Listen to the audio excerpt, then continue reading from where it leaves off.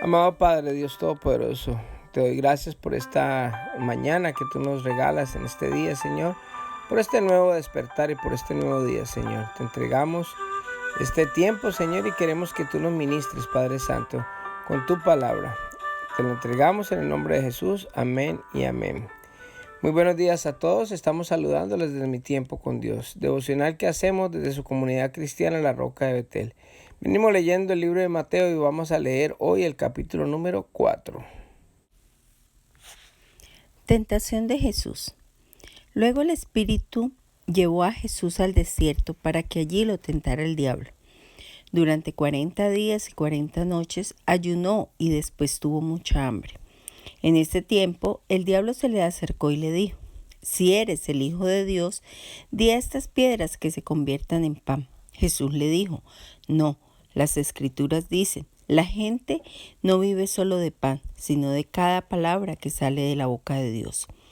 Después el diablo lo llevó a la santa ciudad, Jerusalén, al punto más alto del templo, y dijo: Si eres el Hijo de Dios, tírate, pues las Escrituras dicen, Él ordenará a sus ángeles que te protejan y te sostendrán con sus manos, para que ni siquiera te lastimes el pie con una piedra.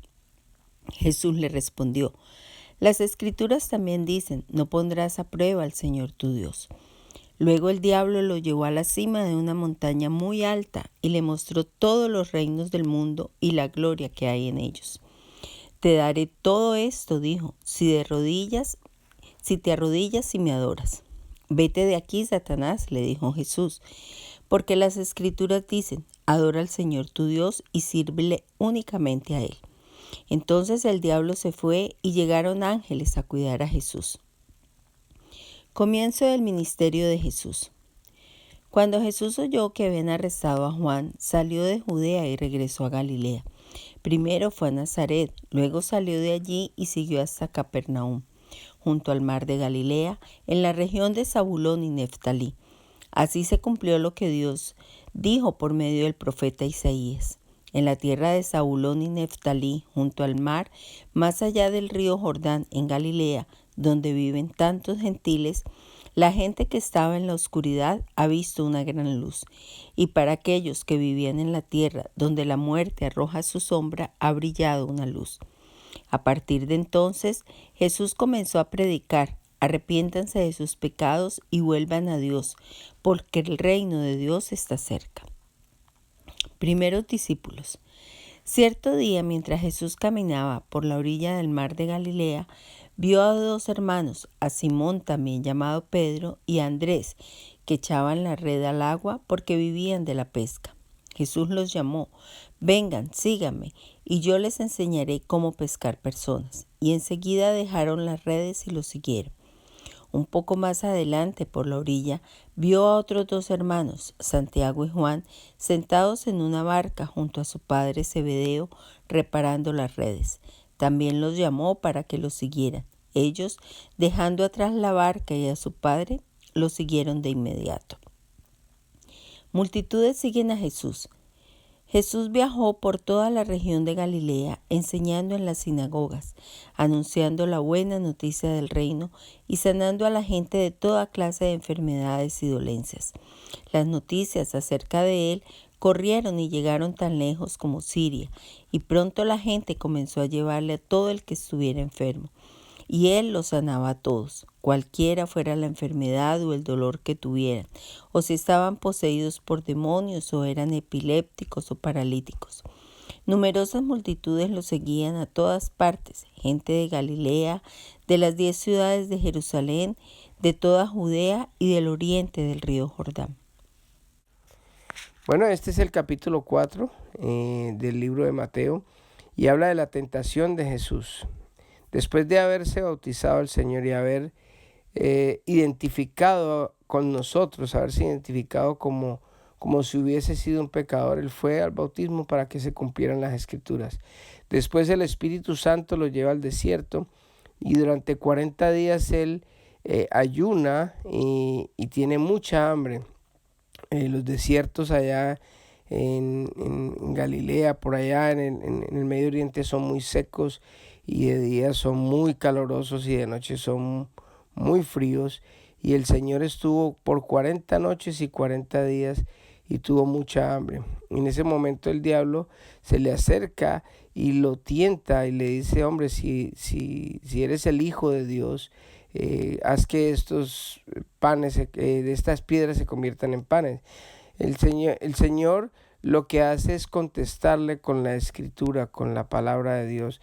Así es que nosotros debemos de enfrentar la tentación. Primeramente, cuando nosotros nos veamos tentados, lo primero y lo mejor que podemos hacer es no hacerle frente a la tentación nosotros, sino que simplemente, como dice en Timoteo 2:22, mejor huya de las tentaciones juveniles. Pero si en un momento dado nosotros no podemos oír, pues entonces está el recurso de la palabra de Dios. Y la palabra de Dios nosotros debemos aprenderla. Eso que estamos haciendo con los audios es algo bien interesante porque nosotros estamos nutriéndonos de la palabra de Dios para que entre en nuestro corazón, en nuestra mente, y tengamos herramientas como defendernos, así como hizo Jesucristo al defenderse de la tentación, porque lo que estaba atacando Satanás básicamente era la identidad de Dios, de Jesucristo como Hijo de Dios. Y él dice, si eres Hijo de Dios, entonces convierte estas piedras en pan. Y el Señor le responde con la palabra dicha en Deuteronomios, dice, la gente no vive solo de pan, sino de cada palabra que sale de la boca del Señor.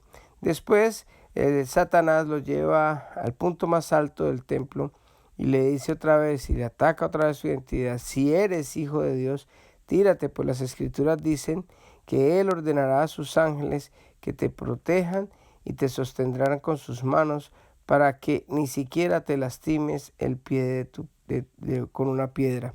Mire que el diablo es astuto, el diablo conoce la palabra de Dios también y en este momentico está utilizando la palabra del Señor, como Jesucristo en ese momento le contestó en la primera vez que lo tentó, le contestó con la palabra de Dios. Él ahora lo tienta con la misma palabra de Dios y le hace esa tentación.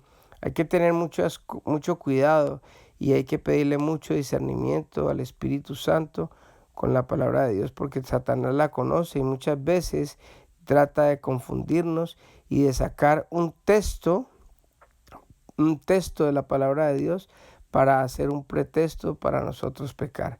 Muchas veces se dice que se saca un texto del contexto para tener un pretexto. Entonces, mucho cuidado porque si nosotros no estamos firmes, a veces la gente utiliza la palabra de Dios para tentarnos. No, es que el Señor dice en su palabra que usted esto y lo otro. Entonces tenemos que tener muy claro lo que Dios dice en su palabra y para qué lo dice y en qué momento lo dice. Después, Satanás lleva al Señor a la cima de una montaña muy alta, le muestra los reinos del mundo y dice, te daré esto si te arrodillas y me adoras. Y le dice el Señor otra vez, vete Satanás, le dijo el Señor, porque las Escrituras dicen, adora al Señor tu Dios y sírvele únicamente a Él. Entonces el diablo se fue y llegaron los ángeles a cuidar de Jesús. La palabra de Dios dice, resistid al diablo y él huirá de vosotros. Nosotros a veces hay momentos en que nosotros nos vemos tentados a hacer lo malo, a decaer, a desfallecer, pero el Señor dice, resistan y Él huirá. Y esto fue lo que le pasó a Satanás cuando quiso tentar al Señor. El Señor se defendió con la palabra de Dios y lo que hizo fue resistir la tentación porque Él quería atacar su identidad, Él quería probar de que